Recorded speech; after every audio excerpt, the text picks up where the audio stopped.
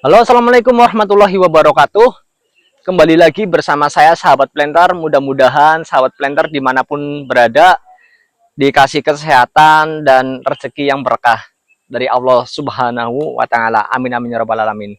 Hari ini, teman-teman, saya akan membahas lagi soal hidroponik, karena kalau kita telusuri soal hidroponik, pasti banyak pertanyaan dari teman-teman, bukan hanya satu atau dua, bahkan bisa lebih.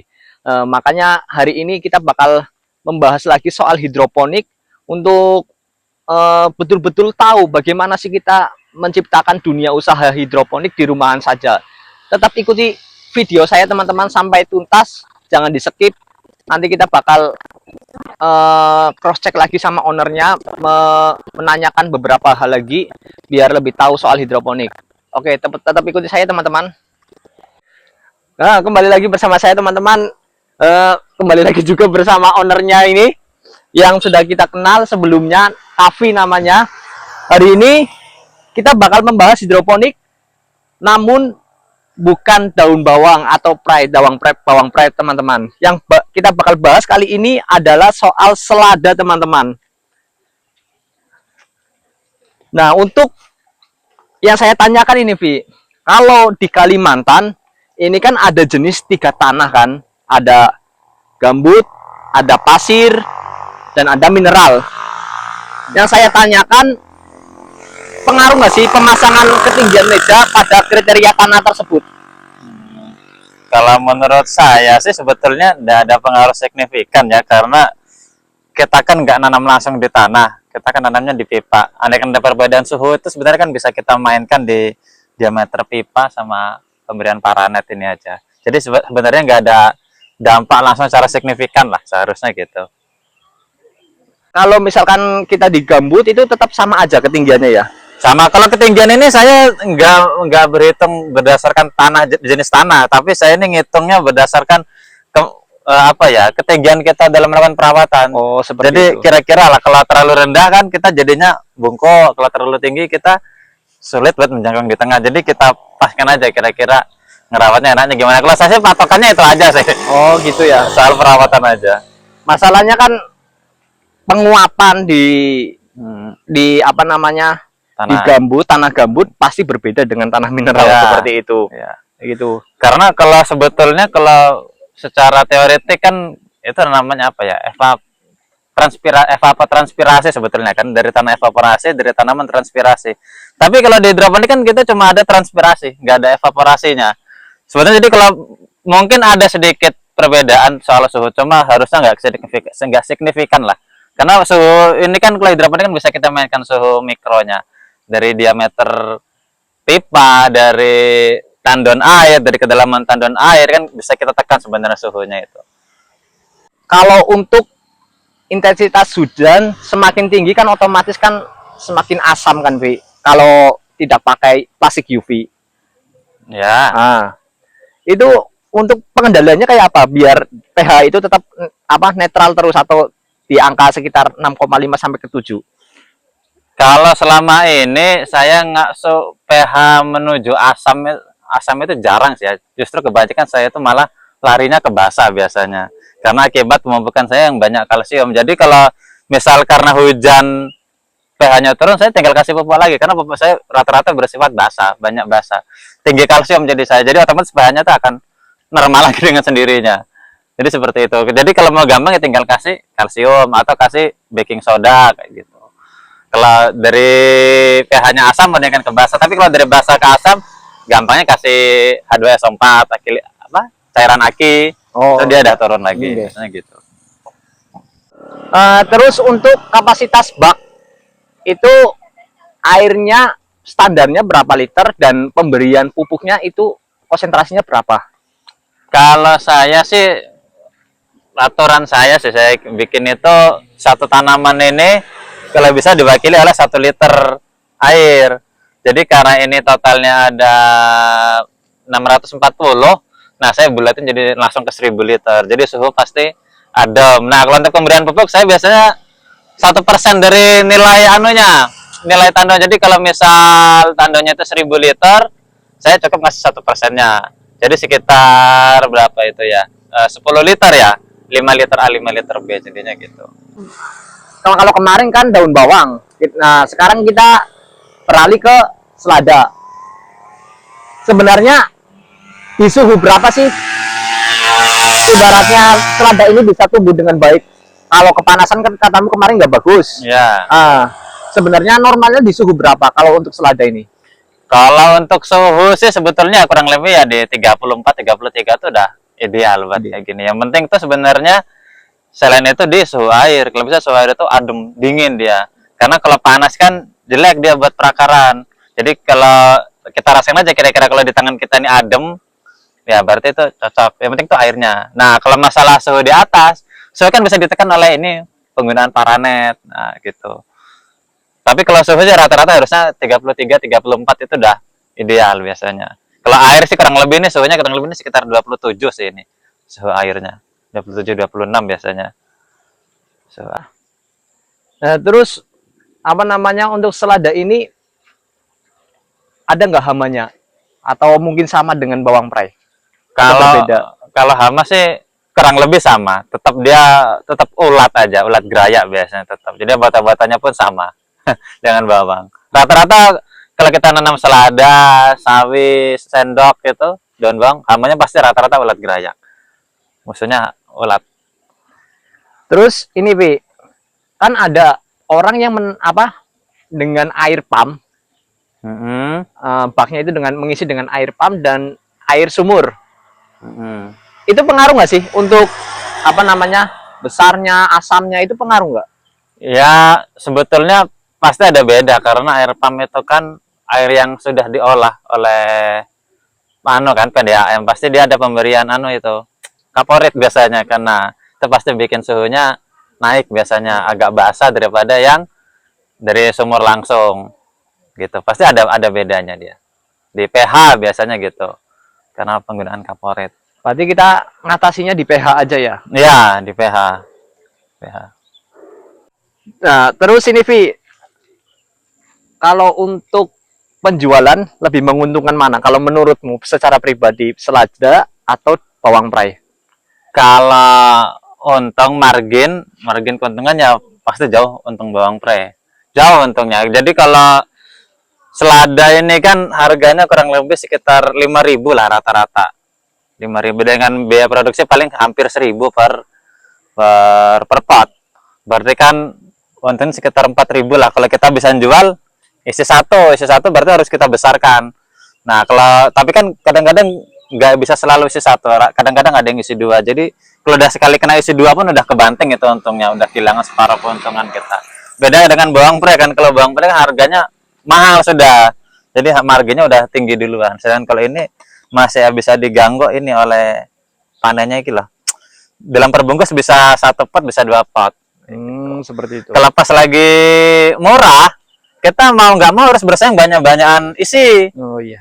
Supaya punya kita lakukan. Iya, iya. Nah, jadi kita harus ngisi 2. Tapi kalau lagi kosong bisa kita jual isi 1. Kayak gitu. Jadi tergantung momentum kalau selada ini.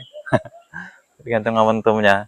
Terus apa namanya kalau bawang preis berapa sih target output harianmu dengan kamu menciptakan sebegitu banyaknya bawang preis itu?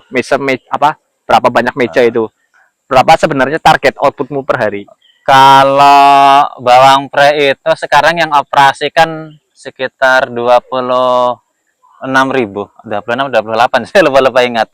Itu produksinya bulanannya sekitar 800 kilo. 800 kilo. 800 kilo setiap bulan dengan 26.000. Berarti bukan output per hari ya? Enggak, Outputnya per bulan. bulanan saya. Kurang lebih 800 kilo. Dengan harga bervariatif ya? Variatif. Paling murah sih sekitar 35 lah. Biasa 35 sampai kalau standarnya rata-rata 50. Kalau naik lagi udah rezeki lah itu. Iya. 26.000. Berarti kalau kita ambil paling rendahnya ya kalau 800 kilo ya di angka hampir 25 jutaan ya. Ya, Sekitar itu ya. Dapat lah. Oke teman-teman, gimana? Tertarik nggak jadi petani teman-teman? Semudah ini teman-teman kita bisa menciptakan dunia usaha di rumahan teman-teman. Nah ini Pi, kemarin ada yang tanya itu kan hanya ditutupi dengan terpal seperti itu kan, kolam itu kan. Ya. Nanti kalau intensitas hujan deras, apa nggak meluap kolam itu dan mengakibatkan pupuk itu yang ditaruh sudah ditaruh ke kolam bisa keluar. Iya. Itu pengendaliannya kayak apa? Dulu kalau waktu hidroponiknya masih sedikit, ininya tak lepas outputnya dari sini nih, yang dari talang ke kolam. Jadi nggak ada air masuk ke kolam saat hujan. Tapi sekarang karena berubah sudah banyak, jadi makan waktu karena Teguh. Jadi saya malas sudah. Jadi kalau hujan ya udah tak biarin, nanti tak isi pupuk lagi gitu jadinya. Oh gitu ya. Karena makan waktu Teguh, saya ngelepas puluhan kolam kan. Oke. Nah, gini. Memang pasti tumpah. Kalau hujannya deras pasti tumpah. Jadi cara ngatasinya itu kalau yang orang-orang mungkin pengen ngatasi, yang paling mudah ya ini, cabut pipa output ke dalam kolam. Jadi kalau pas hujan air nggak akan masuk, begitu. Atau cara keduanya, ngisi kolamnya jangan dipenuh, cukup separuh aja. Jadi saat hujan dia masih punya spare ruang kan untuk masuk air hujan tadi. Tapi nanti kan ketika dia nggak diisi penuh, otomatis kurang airnya ini. Nah, makanya itu saya kan, ini kan 1000 liter. Enggak. Banyak, sedangkan di tanamannya ini cuma ada 640 masih sisa. Sedangkan saya aturan tadi satu batang tanaman itu perlu diisi oleh 1 liter. Tapi ini kayaknya satu kolam buat 2 meja ya? 2 meja. 2 meja. 640 kanan kiri. Oh, 640 itu kanan Enggak, kiri. kanan kiri. Oh, jadi masih ada gitu. sisa ratusan liter sisa. Lah itu kemarin ada yang tanya juga itu, Vi. Berarti ini mesinnya satu mesin buat 2 meja. Iya, satu mesin buat 2 meja. Berapa watt kemarin, Vi? Ini tergantung Om Teguh. Kita itu pengen pakai mesin yang inverter atau yang standar. Kalau yang standar sih patokannya itu biasanya meternya. Jadi kalau ini mesinnya rata-rata 4 sampai 5 meter. Dengan watt itu kurang lebih sekitar 115 lah per mesinnya. 115 watt. Lebih efektif, menurut saya lebih efektif satu mesin untuk 2 meja daripada tiap meja satu mesin. Kenapa itu? Karena kenaikan watt, misal katakanlah kalau 4 meter itu wattnya 80, sedangkan kalau kita mau naik ke 5 meter cuma 115, selisihnya tipis Om Teguh. Tapi kalau kita mau bikin double, misal katakan 3 meter kanan kiri, itu berarti wattnya udah 60, 120 watt, sedangkan ini 115 masih selisih. Mau hemat lagi kita belinya yang inverter kayak yang di daun bawang sana, nah itu wattnya cuma 35 dengan power yang gede. Cuma bedanya kan mesin jadi agak mahal investasi awalnya, cuma menangnya hemat listrik. Terus saran nih, Vi, kalau dari kamu kan ini kan sudah, anggaplah sudah suhu lah ya. Mejanya sudah banyak, lubangnya sudah banyak. Kalau saran buat pemula itu ibaratnya minimal harus buka berapa itu, Vi? Buat belajar umpamanya tuh. Kalau buat belajar, saya juga dulu mulai belajar dari 1000. Dari 1000? Dari 1000, minimal 1000. Karena ya kalau di bawah 1000 itu nggak kerasa untungnya. Mau nanam jenis pohon itu nggak kerasa untungnya.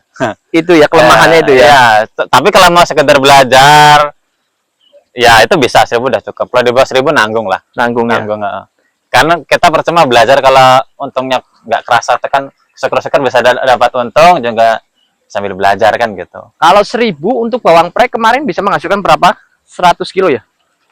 Per 1000 itu kalau sekilonya isi 10 berarti kan sekitar berapa? Ya, 100 kilo ya? 100 kilo.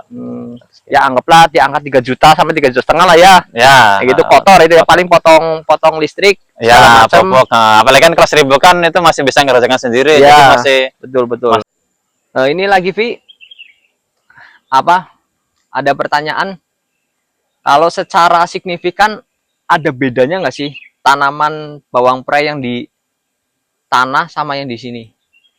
Perbedaannya nomor 1 itu pertumbuhannya. Kalau di tanah itu rata-rata panen kan 3 bulan. Kalau di sini itu 1,5 bulan. Paling lambat 2 bulan lah. Kalau besarnya? Besarnya besar yang di sini. Besar yang di sini. Besar yang di sini dan berat yang di sini. Oh, gitu. Karena di sini ini kan dia tiap hari kita kasih air. Nah, otomatis daunnya ini isinya air.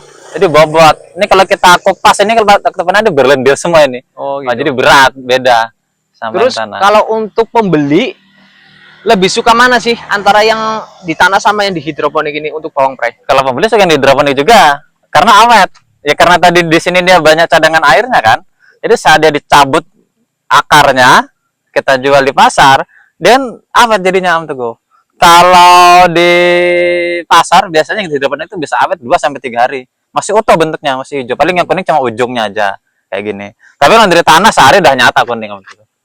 Berarti kalau ketika kamu ada yang ngantar di tanah walaupun sama-sama besarnya, pasti Iya. tanya ya hidroponik apa tanah gitu ya. Iya. Oh gitu ya. Kalau orang-orang sih langganan saya udah tahu sih kalau punya saya tuh pasti hidroponik. Gitu Udah ya. beda bentuknya kaku. Bedanya daunnya ini juga kaku. Kan dipegang ini kaku. Ah, pegang aja. Terus Kaku dia. tadi yang saya lihat itu Vi, kalau yang di selada itu kan kayaknya jaraknya 20 cm. Ya, Yang di sini 10 cm kayaknya. iya. Bisa kalau untuk bawang pre 10 cm ini umpamanya pertumbuhannya sama aja cepatnya. Dengan dibanding? Kan ada saya yang pernah melihat bawang pre jaraknya 20 cm. Ya. Itu gimana itu? Sebetulnya kalau buat rekomendasi sebetulnya saya pun nyarankan 20 cm. Karena 10 cm ini sebetulnya dia itu apa ya, kompetisi unsur haranya itu berat karena ini akarnya kan udah saling tabrakan, saling ikat. Jadi kalau rebutan unsur hara dan ini kenapinya ada tabrakan, daunnya otomatis penyerapan sinar matahari kurang.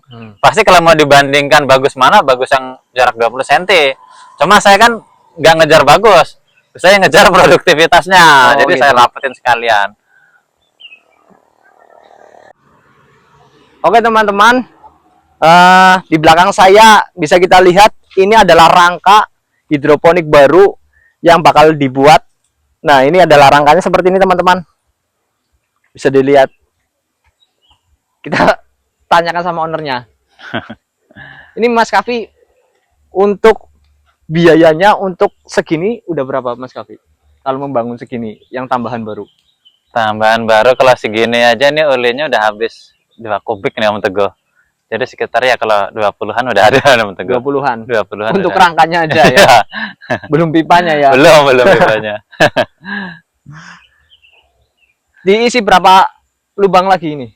Ini kalau saya sini rencananya kalau sampai jadi ini total lubangnya sekitar 38.000 sampai 40.000 lah nanti kalau jadinya. Total semua dari awal ya? Ya? Totalnya. Gitu. Di luar selada tadi sekitar 38 sampai 40.000 nanti jadinya.